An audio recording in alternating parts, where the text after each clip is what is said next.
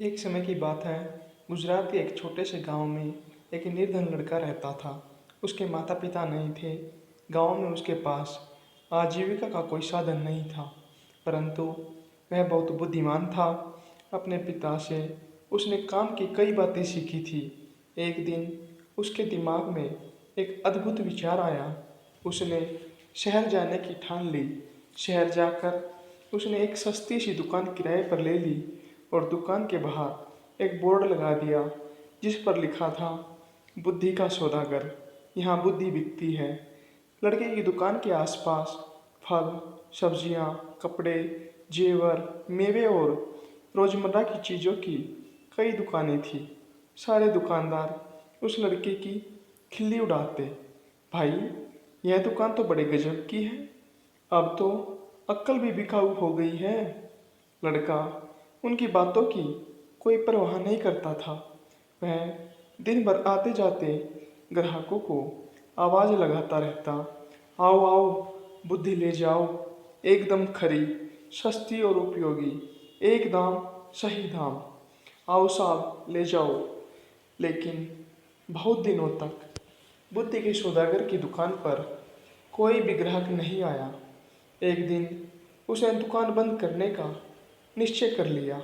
तभी एक धनी सेठ का मूर्ख लड़का उसकी दुकान की ओर से गुजरा।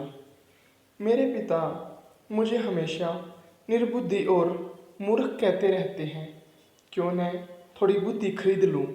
यह सोचकर उसने सौदागर लड़के से कहा, एक शेर बुद्धि के कितने पैसे लोगे? लड़के ने उत्तर दिया, मैं बुद्धि तोलकर नहीं, उसकी किस्म के हिसाब से बेचता हूँ। मेरे पास तरह तरह की बुद्धि है, सबका दाम अलग अलग है। आपको कैसी बुद्धि चाहिए? तो ठीक है, एक पैसे में जिस तरह की बुद्धि आए दे दो। सेठ का लड़का लापरवाही से बोला।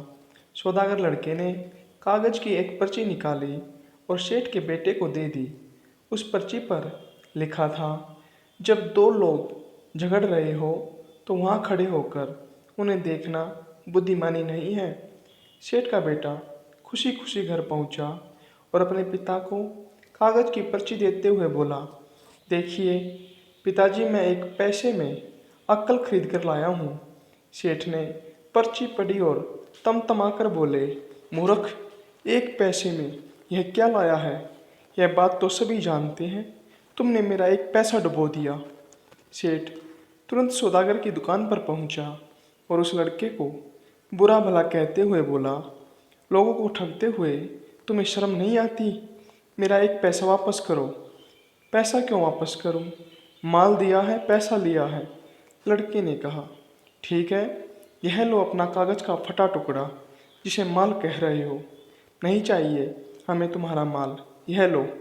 कहते हुए सेठ उसकी पर्ची वापस करने लगा। पर्ची नहीं, मेरी सीख वापस करो। अगर पैसा वापस चाहिए तो आपको एक कागज़ पर लिख कर देना होगा कि आपका बेटा कभी भी मेरी सीख का प्रयोग नहीं करेगा। बात बन गई, दोनों पक्ष मान गए। सेठ ने कागज़ पर हस्ताक्षर कर दिए और अपना पैसा वापस लेकर प्रसन्न हो गया। समय बीतता गया। उस प्रदेश के राजा की दो रानियां थीं। एक दिन दोनों रानियों की दासियां बाजार गई। वहाँ उनका झगड़ा हो गया। बात हाथापाई तक पहुँच गई। लोग चुपचाप खड़े देख रहे थे। उन्हीं में सेठ का बेटा भी था।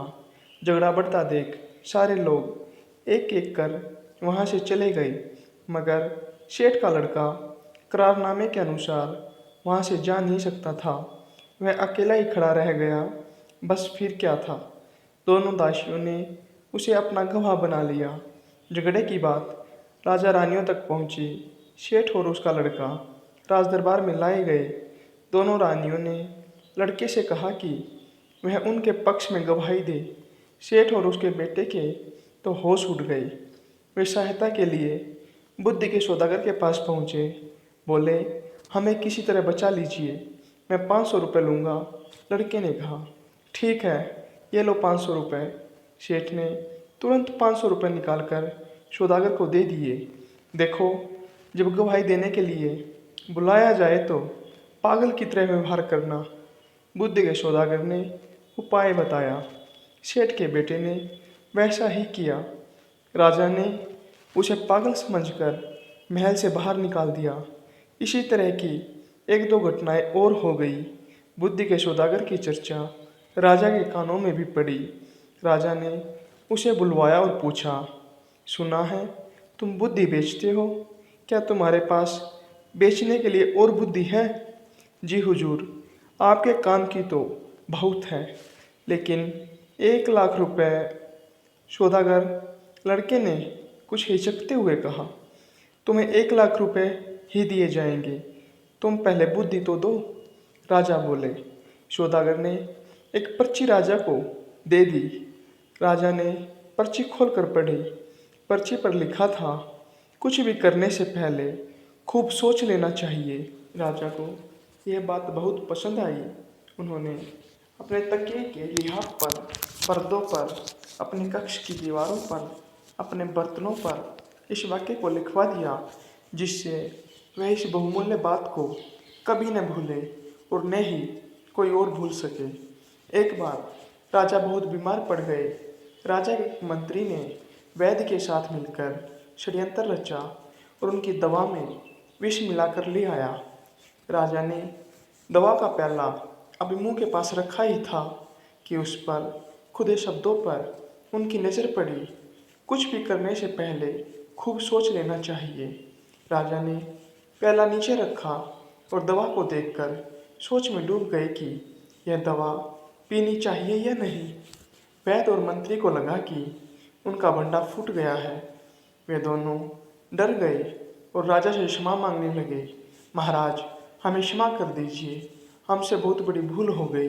राजा ने तुरंत सिपाहियों को बुलवाकर दोनों को कारागार में डलवा दिया।